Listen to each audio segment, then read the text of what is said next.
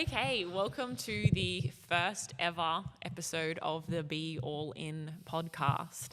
We're filming, we're audio recording, and we are excited to officially launch our podcast. It's official. I'll be one of your hosts, Bailey O'Brien. And I will also be a host, Madison Hare. We together run BayFit or Be All In Fitness, and we're excited to introduce our podcast, our reason behind it, and share a bit more of our why we're here today. Yeah, I feel like we do lots of storytelling in short form via social media, Instagram posts, Instagram stories. We do have a YouTube as well, but I think it is important that we can tell our story in a bit of a longer format, tackle a few issues that mean a lot to us, and also be able to tell our story kind of from day one and then have a record of it that we're pretty consistent with. So I guess for those of our loyal listeners, loyal followers, today we will be repeating a lot of our story that you may have already heard, but we're also excited to recount the whole thing for any, I guess, new audience members, but also for those who maybe jumped in halfway through and don't know exactly how, I guess, we got here. I think on that, the one thing I've learned, we consume content via podcast, via YouTube, etc. And one thing I've learned over the years is that you can never kind of repeat yourself too many times, because someone always takes something from it. Or if you read a book twice, you might take something new the second time from reading it. So we're kind of not going to be scared to share our story again, especially for the very first podcast. Yeah, and I guess why we're starting the podcast, and I wrote down a little bit of our why behind it. So firstly, why are we making a podcast? We want to enrich our community. And community is something which is so important to us. And I think it's a huge part of our story as to why we're here and I guess how that we got here. With that, we have a rapidly growing community of humans in our current environment, but we also have a growing online community. And we want to invest in them, in growing, I guess, that audience, but also enriching the value that we give back to community. I guess that's our first pillar. The second one, which we noted, was that we want to elevate our purpose. Bailey and I have been running our business together for 5-6 years now, and our purpose along that journey has changed so much. And I think right now we're at a point where we're trying to really define what our purpose is. And I think that having audiences and platforms like this allow us to really, I guess, speak that to the broader audience that we have. And it's a big topic that we can talk more on later as we actually define what our purpose is. But I think this platform really helps us share it in a great way. I think that we might have a mission statement and have goals and objectives behind closed doors. And I feel like the people who are in our community and on our broader community online can kind of see that and almost feel that. But sometimes it needs to be kind of spelled out in the most clear form possible. And by having this platform really gives us a chance to speak our goals, objectives, values into the future or into the universe, I guess. And it also allows us to reflect a little bit deeper on exactly where we want to go, to express it out there, and hopefully allows you guys to understand it a little bit deeper and buy into this Be All In concept. And then the final point is to share our story, our community story, but as our business has evolved, as we have evolved as people, one thing that is so true to us is that we are storytellers. And it goes back to, I guess, when Bailey and I first started running a gym together, in that social media wasn't as big and we were nervous to post online, and we kept sort of G'ing each other up, I guess, saying, no, you've got to post online, communicate who you are, communicate your story. And a platform like this allows us as storytellers to help us not only reflect on the past, but create a better path forward for where we're going. And we're on a journey of sharing who we are, what we're doing, and I guess also how this audience can be a part of it. Yeah, I think on that, we're kind of in that exact same boat right now in terms of starting the podcast. Like, there was lots of discussion of like, oh, are we ready to start a podcast, or maybe we just wait until we know a bit more. But I think the beauty of telling your story is you tell the story as it's happening, as you're going through it. So maybe we're not going to have the best podcast in the world, but maybe we do in 2 years' time. And if we don't start today, then I guess we're just delaying that opportunity to grow and learn from it. So we're going to start it, and I think we're going to do a pretty good job of it. But we're not doing it for any other reason than just to enrich our community, which is our first reason. Yeah. So that, I guess, is why, and to communicate exactly to our audience, what is our purpose? The next part, I guess, is we should establish who we are, what we do. So I guess the number one question is, who is Be All In Fitness? It was traditionally BayFit, but we had a slight rebrand this year, and the Be All In is the BAI of BayFit, but also the BAI of Bailey. So there's a huge story to tell there, but I guess we'll start with, who is Be All In Fitness? What is it that we do every day? Where have we been? And where are we going? So we'll give a brief synopsis, I guess, of our story, how we got here. So in summary, I grew up in Wollongong. I lived there my whole life, and that's where I started my kind of fitness journey. I then moved to Sydney to move in with Maddie and her family 1 year out of school, and I just started working at a local gym here, just like a Globo gym, working the gym floor, doing a few PTs. Eventually worked between a few different gyms after that, to the point where I had enough confidence in myself to go out on my own. I went out on my own in Maddie's garage, so we kind of did that double door garage and made it into a little mini PT studio. I did one-on-one PTs in there, and then eventually we started running classes on a Saturday morning outside for anyone who wanted to come for $10 a class. And we did that for 12 months. It got to the point where we had over 100 people coming on a Saturday morning, which was unreal. And then from there, we started looking for a gym. When we opened the gym, we had so much success and so much momentum doing what we were doing because we had the PT structure model in the small garage, because that's all we could do. We were able to have greater impact, or I was able to have really good impact on my clientele. And so when we opened the gym, we didn't really want to change that. So we maintained our PT model, and we just hired more coaches to deliver more PTs at the same time. So myself and another coach, or two other coaches, we were PTing at the same time. And then we did that for about 3 years. And then a few months ago, we have opened up to a different model, a class model.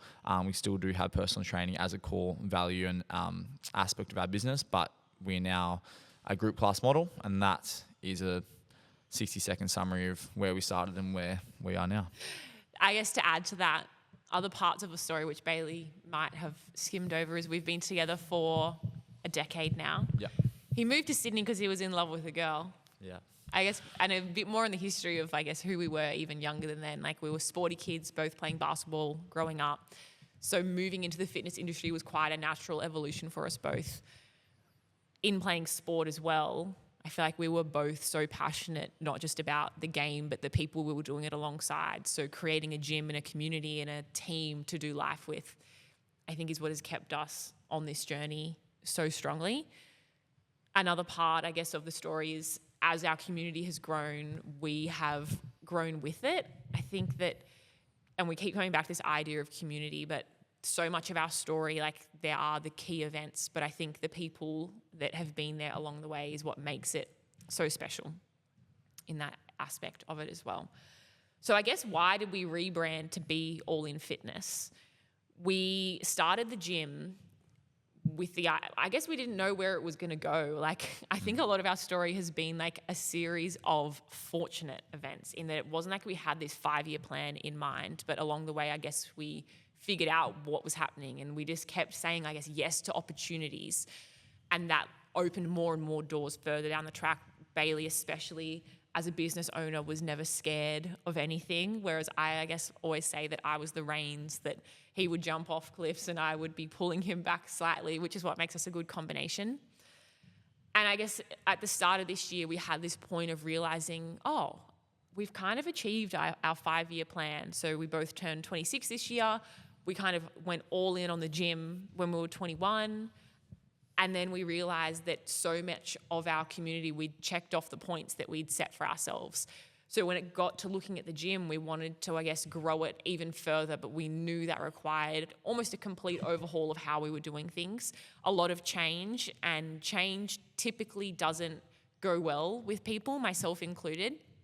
But once we came around to it, it was wild that once we introduced the idea of restructuring our gym, rebranding it slightly, people adopted to the change so well, didn't they? Yeah. And I think that's something that we credit to ourselves as leaders, is we try to preempt issues before they even occur.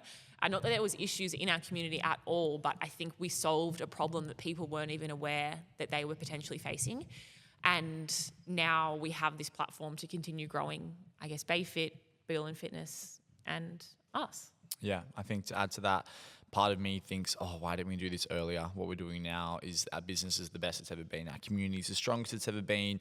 Our members are the fittest they've ever been. Happiest they've ever been. Yeah. Just like, why didn't we do this earlier? But then similar to when Maddie said about when we first started and we didn't really know what we were doing, I feel like it's a good lesson to take away, and something we'll have podcasts in the future where we're diving into specific themes or lessons specifically. But there's never really a good time to start. The best time is like right now, and I kind of had that mindset forever. And so we started the PT thing not really knowing what it was or knowing the best way to go about it. But I wouldn't change any of that, because to evolve into what we have now, it had to take those 3 years worth of growth and development and figuring out what's right, what's wrong, what's most effective, what's not, for us to realize that although that was such a huge part of our success, it has also opened our eyes to now what is important for us moving forward. So yeah, I wish we maybe did it a little bit earlier, but also I wouldn't change anything because... Yeah, I agree. The other things though that I give us credit for is that our community is really strong, and we get people constantly asking us like, how have you done this and created a community that has this, like, it's insanely close. People say we're a cult. Yeah. And I'm proud of it. Because call us a cult again. What is a cult? It's a community, and our community is ridiculously tight. Like, all of our coaches are like our best friends. All of our best friends go to the gym, like, because at the end of the day, it's our life. It's what our absolute passion is. But had we not have had, I guess, our small scale business, we wouldn't have been able to establish what our values were. And when we rebranded, we knew exactly who we were. We knew what worked in our community, and we knew who we wanted to be so wholeheartedly that once we opened the floodgates, it almost made our community self-selecting of whether it was like you aligned with us or you didn't. And I think that is now what's giving us this platform to continue building more and more momentum, because we know who is be all in fitness, and it's also easy for us to have conversations where people come through the doors and we're like, you know what, this might not be the place for you. And I think that's something really hard to do, but it's actually good as a business if you know who your market is and who it isn't. And right now we're in a platform and a position, I guess, that is on the stones before set by our previous decision making. Something I written down the other day, I just write notes in my phone all the time, whether I'm listening to a podcast or just like something comes into my head. But I wrote down, the way someone carries themselves in the gym can almost tell me everything I need to know about them outside of the gym. Not talking about their fitness level whatsoever, as fit doesn't make you a good person or give you integrity or make you successful. But are they willing to learn and have a go? Do they give their best effort? Do they support others even if they are doing better than them? Do they clean up after themselves and leave things the way they found them? Or are they too cool to have a go?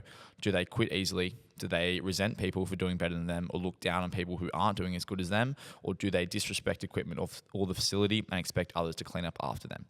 And I was just writing these things down. That's kind of values and things we have. And although we have never kicked someone out of the gym, by holding a standard, if they don't meet that kind of standard or culture, they self-select out and be like, oh, maybe this place isn't for me.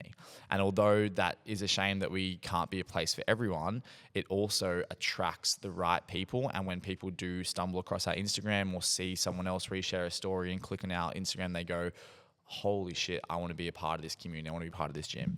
And that's something that hasn't necessarily always been the case. It's happened over time for us to figure out what our values are and things we hold so closely to us. But now we kind of have clear direction. It just makes decision making so much easier. Yeah, and being a business that is for everyone tends to mean that you don't have very strong values or a sense of exactly who you are, because if you're for everyone, you're, I guess, diluting all of those aspects. Yeah. And that's something that we're really proud of where we are right now. Yeah. And like, again, not going into too much detail, but our model's a little bit different. Although we shifted away from the PT model, which is already unconventional, we'd still have like two types of classes, a compete class or competitors class, and then a hybrid class. And I would say most gyms steer away from the compete class because it is limiting in terms of like not a lot of people compete, and then you're closing your door. You have a ceiling of how many people can come, but instead of doing that and just opening the doors to everyone, we do want to provide a framework or a structure for those people to be successful. And so yeah, we've always kind of had a bit of a different mindset towards it, but yeah, they're just little things we've kind of learned along the way. So I think that gives a good overview of who Be All In Fitness is, our community, face-to-face, online, this gym, the story. The next things that we wanted to roll into is, I guess, who we are as people. There's a lot of our story together, having been together for 10 years. We've really grown up together. I thought it'd be fun, maybe I give an overview of who Bailey O'Brien is. I guess maybe. Does that sound fun to you? Sounds fun to me. So there has been a lot of different versions of Bailey O'Brien in my time of knowing him. But I think wholeheartedly I could say the person he is right now is the most confident version of himself, the happiest he's ever been.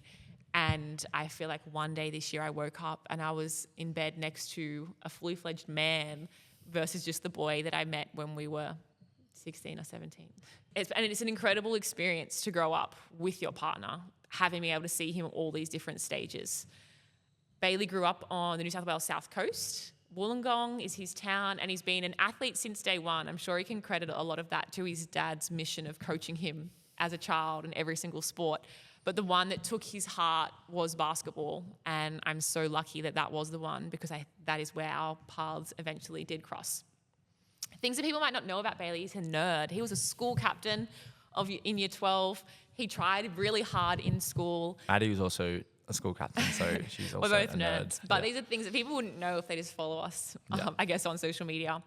And I think being a school captain shows you that since day one, he's always been a leader who was never afraid to go against the grain. Bailey has incredibly strong intuition, and there's a few stories about this intuition, which is something that I think I still find now almost confrontational because I'm like, how do you just know when you make these decisions? But two examples is that after school, every single person thinks it's normal to just go to uni. It's what you do.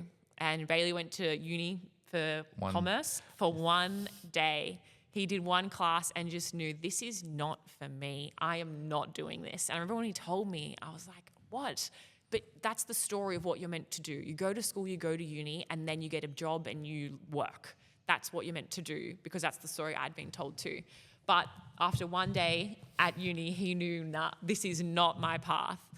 Another example, which I love too, is when he was looking for work first out of school, my dad and I actually sort of helped him find this job working in a car park. And it was incredibly well-paying work. Again, he worked one shift and he knew, this is not for me. The money might be good, but this is not the path that I want. And that's an incredible intuition that Bailey's had, I guess, since day one of his whole life, navigating him through making these choices, which I say they're flukes, but maybe they're not. His gut just knows right from wrong, and that is exactly who he is. When he moved to Sydney, it was to be with me, and I guess that was when he went away from playing basketball. Basketball was a really integral part of our whole lives. We didn't just play basketball, and it sounds arrogant, but we both played in state teams, which is where we met, in Ballarat, of all places, at a national tournament in under-18s. But I guess a sidebar to that is that wasn't the first time I'd heard of Bailey O'Brien. I knew who he was since I was maybe 12 or 13, and I knew there was this boy that played for the Illawarra Hawks that was cute. And then it was crazy that I guess now I'm going to marry him. But a little bit more. So when he moved to Sydney, he moved away from playing basketball and started playing AFL, which was a choice to, I guess, reinvent himself. And again, moving to Sydney was an opportunity for him to reinvent himself. He had been working in a gym in Wollongong, and he also got a job at a gym in Sydney, knowing absolutely no one except for me, my family, and I guess a few of my friends. Once he restarted his life up here, he also got into strength and conditioning coaching for the AFL club, which is what pivoted him into more of the personal training. Worked in a few commercial gyms around Sydney before realising he had enough of a platform to start his own business, enough of a following. And I think you know pretty quickly if you're the type of person who has, I guess, the energy and the aura and the following to be able to go out on your own. And he knew that pretty quickly. I guess that's where he starts the Bayfit story, which we've already touched on. But I think that is also where he got introduced to CrossFit and working like an absolute dog to get where you are, which I think I'll let Bailey talk a little bit more about. That's me establishing, I guess, my version of events of a little bit more as to who he is. But maybe he can kick off as to finding the CrossFit story and I guess his journey from there. Do you think that was a good synopsis? Yeah, it's fun to look back on. And you kind of just, go through all the different eras that I've been through. And maybe I'm a bit of a princess, not wanting to work in a car park or not wanting to go to uni, but I do feel like I have a pretty good intuition, and I've always had a kind of like, a good feel of like, if I'm going to put my time and effort and energy into something, I'm always going to kind of like, I've always had that be all in mindset. And if I wasn't all in, then I didn't want to be half in. I just wanted to make sure whatever I was doing, I was completely in on. But yeah, anyway, so moving to Sydney was like one of the best decisions I've ever made. And it wasn't like I was trying to escape Wollongong at all. Like, I love my family. I love living on the beach down there. I love playing basketball my whole juniors. But it did really, as I finished school, I was the basketball guy, the school captain of my school. It was like I had very much a reputation, or like I was just that person. That was who I was going to be. And it's very hard to pivot and change, even if I wanted to. And so moving to Sydney just gave me that chance to start fresh and be exactly who I wanted to be, because no one knew me. I literally didn't know anyone outside of Maddie's family. And so I was completely starting fresh, and that allowed me to kind of pivot and become the fitness guy. And even though I can distinctly remember working at a gym up here, the first one, having no idea what I was doing and completely faking it until I made it, just being super insecure, but not letting on that I was insecure. And then slowly, like through experience and like shadowing other coaches and buying programs and learning, I just kind of found my feet. Anyway, how I got into the CrossFit space, I was working a few different gyms. I was just doing the bodybuilding split. I did push, pull, legs. Was pretty skinny, kind of skinny fat at the same time. Wasn't really making any gains. I disagree. He always had abs his whole life, but he was still fit. Yeah. Not like now though. But yes, I was always training in the gym, but I just didn't have necessarily. I did have performance goals when I was playing basketball. When I moved up to Sydney, I was kind of in this like interim period where I was about to start playing footy. I just got a new job, so I was just kind of doing bodybuilding stuff. Then I started doing some functional fitness. One of my friends asked me to come train with him F45. That was my first touch. Then we started like playing around with power cleans, the handstand push-ups, just because we'd watched the CrossFit documentaries. And then we just started dabbling with a bit of CrossFit, but it wasn't much at all. And then when we went into lockdown, that's when I really found myself with some more time to try the very first lockdown and try and like start teaching myself just in my home gym in the garage, things like butterfly pull-ups, like handstand walking, like snatches. And that's kind of where the journey started. We came out of lockdown and I wanted to learn things like ring muscle ups and rope climb. So I ended up joining a gym. I would train in their lunchtime class. I would work in the morning, work at night, and I'd train their lunchtime class at midday. That was really good. Eventually they had an open gym that became available with like a 24/7 access, which was super, super lucky for me. So I would then go and train there. I ended up training in the garage during the middle of the day, do my strength work, and then I would go and train there at night. So in the morning, I would wake up at 4:30, work from 5 till like 10. Then I would like train in the middle of the day, work again from like 4 till 8. And then 8:30ish, and then I'll go to that 24/7 CrossFit gym, and I'll do my skills, my conditioning from like 8:30, 9 o'clock till 10:30, 11 o'clock. And I did that for pretty much 12 months straight. I would sleep 4 hours max a night. It was completely unhealthy. It was unhinged, but at the time, I don't think we realized how crazy it was until now we look back on it. Yeah. Like, how were you functioning? It was crazy. Even the hours you were working in a day at that time, like I remember the calendar, you were working like face-to-face coaching. It was like 10 to 12 hours, which is insane for a coach to be coaching that many face-to-face hours. Yeah, it was a lot. But I just had this mindset. It was saying when I was in Wollongong, I worked as a bartender and then I worked in the gym. And some nights I would close the bar at 1 or 2 a.m. and then I would open the gym at 4:30 a.m., 4:45. And so I just I don't know, I wasn't saving money for anything in particular, but I just wanted to work like a dog. And I just wanted to just save as much cash, like do all the right things to set myself up. And I really had no idea what it was for, but I just wanted to be ready and give myself a chance to succeed later in life. And it was the same for the CrossFit thing. I was like, once I kind of found this passion, I was like, I kind of want to give myself a chance to catch up and succeed. And I've seen how good the CrossFit Games athletes are, and I'm just starting out and I'm 21. Like, I've got so much ground to make up. And so I just trained like a dog, worked like a dog. But I knew it wasn't going to be forever, but I knew that I was young. I was energetic enough to, whilst I could do it, maximize it. And so when I do get to the point one day where I want to take my foot off the gas a little bit, I've kind of earned that right.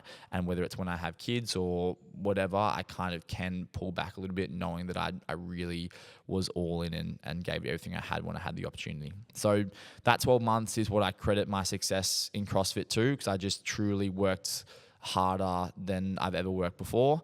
And then by the time we looked to open the gym, I kind of just started fostering and honing those skills even more. And then I think and I think this year for you has been probably the most pivotal in a bit more self-discovery of who you want to be moving forward, because we keep talking about this ticking off the 5-year plan, like you've achieved so many of your goals in the years past, and now we're kind of looking forward to what does the next 5 years look like. And I feel like you've made a bit of a shift within yourself. So do you want to speak, I guess, to who is Bailey O'Brien right now, and I guess maybe where he's going? Yeah, so right now, Bailey O'Brien, my Instagram bio says more than just an athlete. It says like coach first or owner first at Bayfit, and then athlete second, which has not been the case for the last couple of years, as I've had my heart set on making the Torian Pro and eventually making the CrossFit Games one day. So it's kind of had a big shift, and now I've become much more of a coach, a business owner, a leader, an entrepreneur, and I feel kind of I've gone back to my roots a little bit, as opposed to just being an athlete. I have athletic endeavors. I will always push my body and my mind to do things that are uncomfortable, like running a half marathon, running a marathon, doing triathlon, things like that. But I very much have shifted my priorities to be more of a leader in this community and making sure that I'm watering the things that are most important, and that is this community, this team of coaches we have, and now I can see from the past few months of me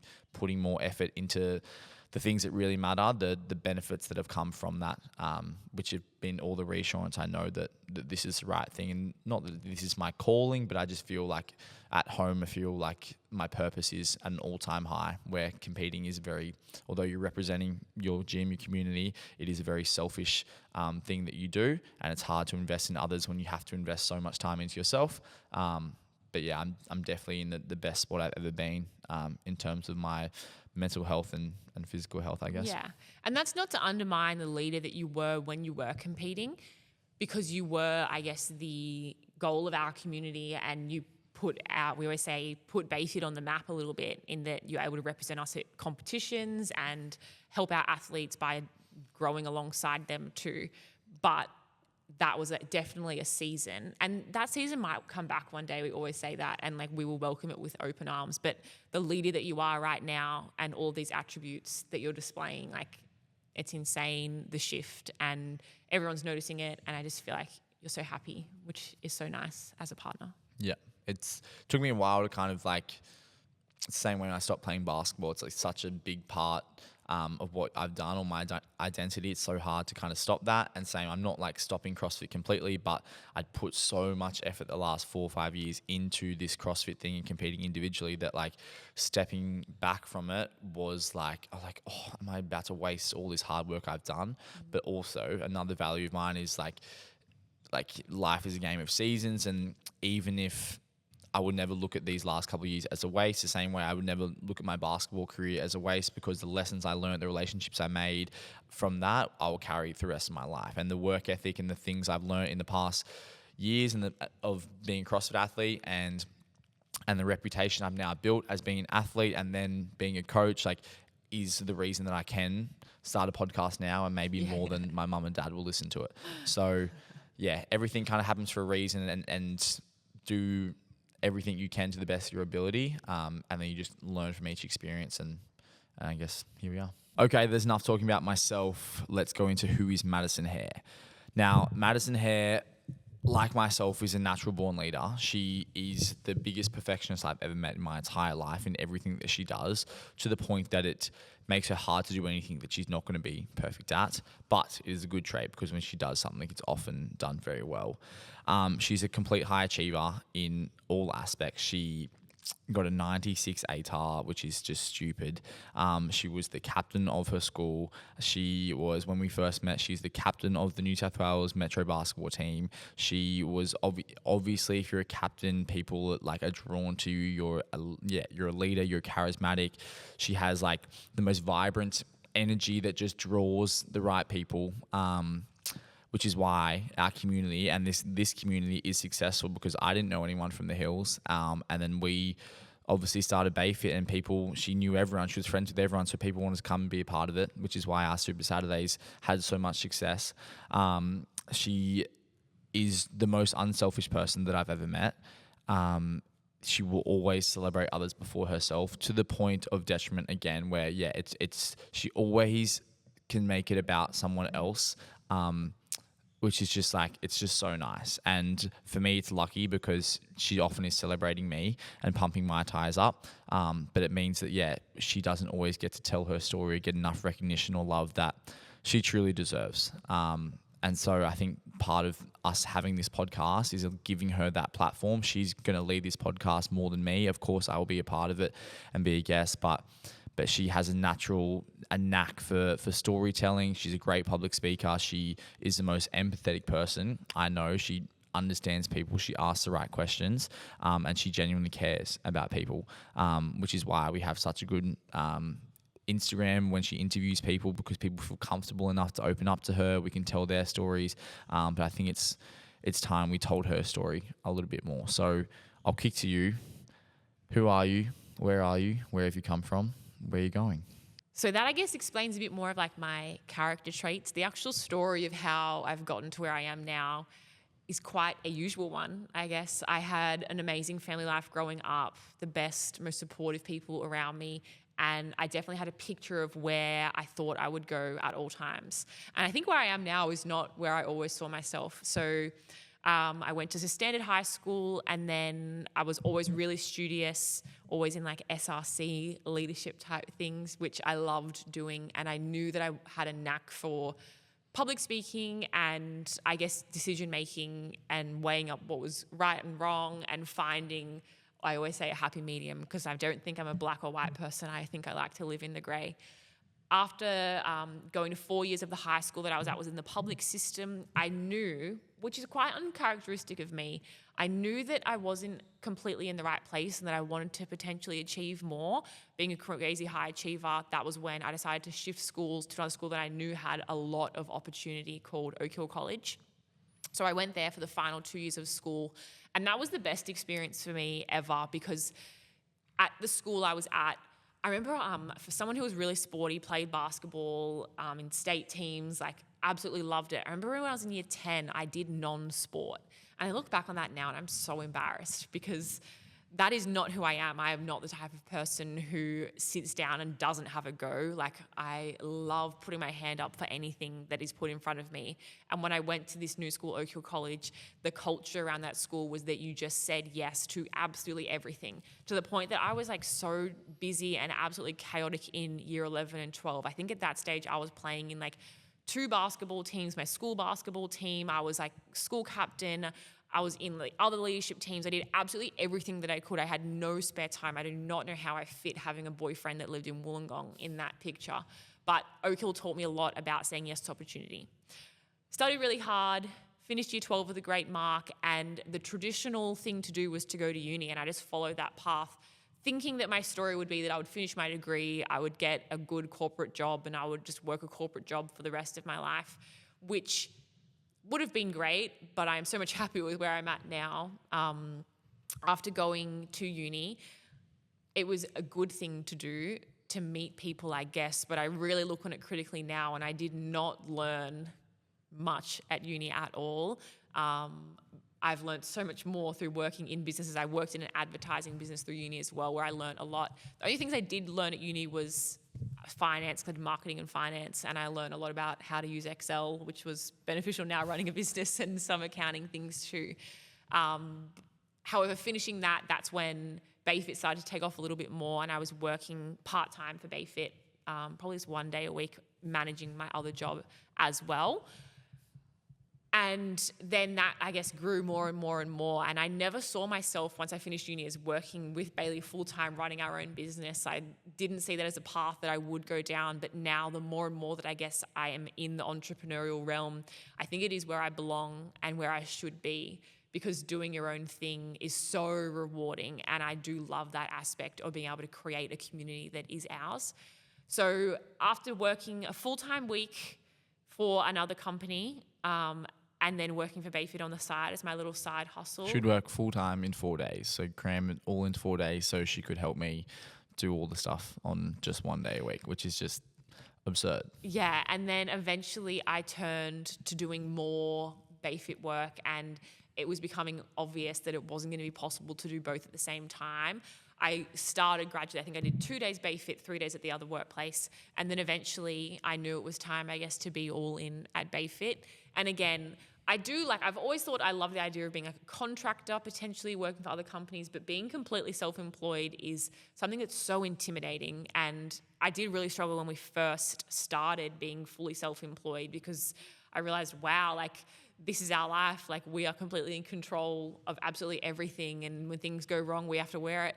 But that has been such a growth point for me as well. So I guess I ticked off a lot of goals early in life, being such like a chasing of high achiever, as well as a perfectionist. I wanted to make sure I did the absolute best that I could in everything that I did. And that's when we got, I guess, our relationship to the point it's been, our business to the place it is. We got engaged, we bought our place. And that is, I guess, my 5-year plan from 21, when we kind of started the gym, to 26. My 5-year plan was almost achieved quite quickly. And then I think that's where I got to at the start of this year, where I started thinking about where I want to go. And we were driving to Melbourne and for Christmas. And I said to Bailey, like, oh, okay, like, kind of achieved my 5-year plan. I'm not exactly sure on where I go next. And obviously things are great and I'm really happy, but this whole year, and it's wild to think that we're in November now, I've been grappling with this thing of, where am I going and who do I want to be as the next evolution of myself? And I'm still not sure. And I think that's why this podcast for me is a great platform to almost go really rawly through this process with you along for the journey, hearing what it's like to be in your mid to late 20s almost. Mid 20s still. When you look like you have it all together, but you don't quite. And sometimes I'm hard on myself and thinking like, oh my gosh, why am I not more like Bailey, who is so self-assured and has gone through like so much self-development to figure out where he is and where he wants to go. And that's not saying it's a perfect picture at all times, but feeling like the chaotic one in the relationship who's not sure is quite challenging. But I'm determined to feel more confident within myself and the person that I am, and share more about that side of me and our business too. Yeah. I think when Bayfit first started, it was like Maddie's always helped from day one, but it was obviously like Bailey O'Brien personal training, Bayfit. But knowing how integral Maddie was going to be a part of the business, we would have named something else for sure. We just kind of thought, I was doing a few PTs in the garage, and I needed to have an ABN and a business name. So we made it Live Fit, Stay Fit, Bayfit, we used to say. But it should be called Mads Fit, or we should have something completely new. But we got it to the point now that it is doing amazing. And that's why we've rebranded to Be All In Fitness, because it's so much more than just me. It never was just me. But yeah, it is. Yeah, it's awesome that this is a platform now that Maddie can tell more of her story, because she has such a story to tell. And I think, more people are going to relate to her than they will to me. And I think that she's, the greatest representation of what Be All In Fitness is. So I'm excited to see where this podcast goes. Yeah. And I guess with that, like, it has been a challenge to feel behind the scenes for a lot of the Bayfit story. And it has been my absolute joy of being able to share others and really hero them. And I still want to do that. Like, I think that is a little bit of my calling. And I always thought if I started my own business, it would just be helping people bring their ideas to life, because I think that's what sets me on fire a lot. But in the process of bringing other people's ideas to life, I've really let go of a lot of my own ideas. And when they come up, they often fall to the back of my priority list, which is my toxic trait, that I can have a million things to do for myself, but the minute that Bailey needs something done or something from the gym comes up, I really struggle to put me first. And I think this podcast is me putting me first and sharing more of my story. And I posted a quote to Instagram this week, and I think that sets the tone of like where I'm at right now, because I know who I have been, but I'm not sure where I'm exactly going, and that is okay. But for right now, the quote is that one day you'll wake up and there won't be more time to do the things that you've always wanted to do. So do it now.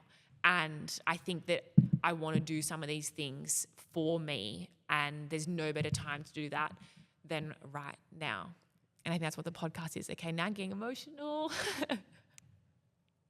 But yeah, I am very excited to go on the journey, and I know that it's not going to be perfect from day one. And I think that's why starting the podcast and putting content out is hard when you feel like it's not perfect and it's not the super aesthetic, oh my gosh, aspirational content. Maybe that's the word I'm looking for. It's not aspirational, but it is real. And I think that's where I'm at right now.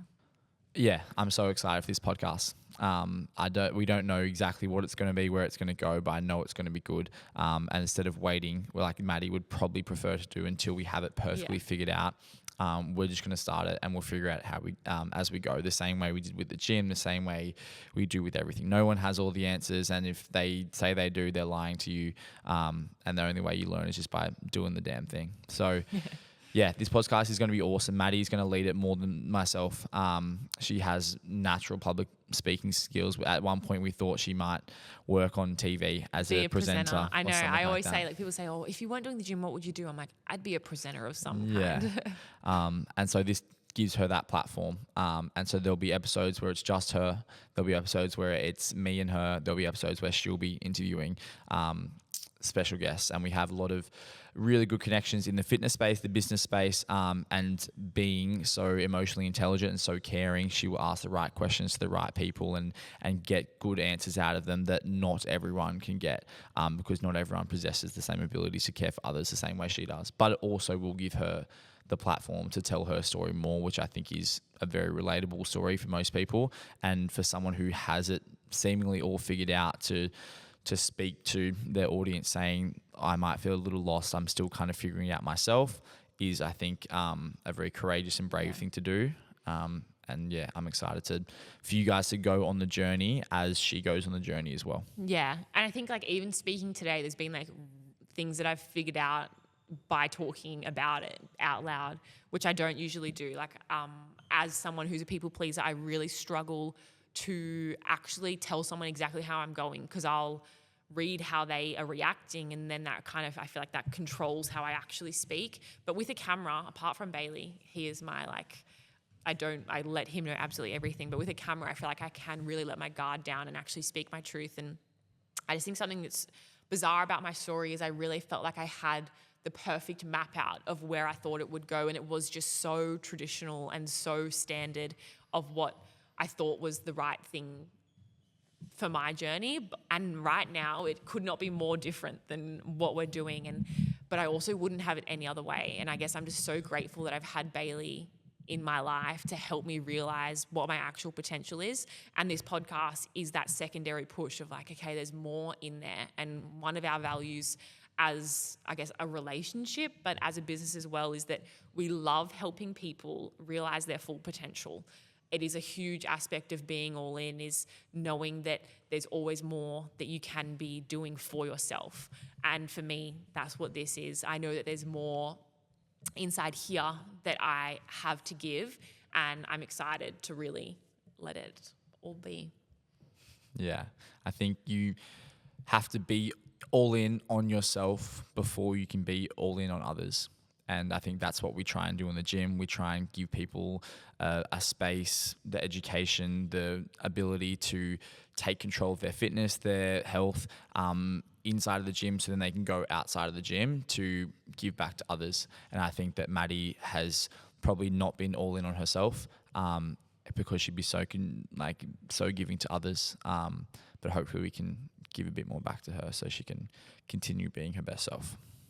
So yeah, that's I guess who I've been and who I am right now. I guess where I'm going is the uncertainty, but this is the best place to figure it out for me. So we're excited to share more about our podcast. We have some really excited episodes coming up. And yeah, I guess that's all for now. Okay, what do you do on podcasts? I feel like you subscribe to the channels. Maybe you share it and maybe you rate it. Yeah. That in my research was not covered, but I'll put it in the podcast bio. Yeah. That would be appreciated. All right. Thank you for listening. We will see you in our next episode. Be all in.